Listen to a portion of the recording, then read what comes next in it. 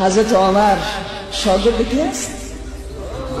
رسول الله صلی الله علیه و سلم. او عمری که شمشیر میزد نفر را با اسب شق میکرد.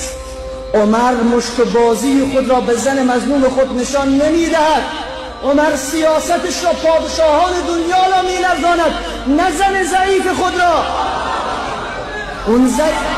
اون زن ضعیف و ناتوان بازوی خود را به زن ضعیف نشان نده. عزیز من، سینه ایت را در برابر کفار سپر بکن،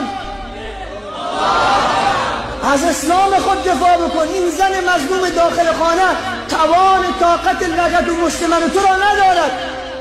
این مردانگی نیست که کسی زن خود را لطکوب بکند بعد بگوید من خیلی بکسرم. این مردانگی نیست.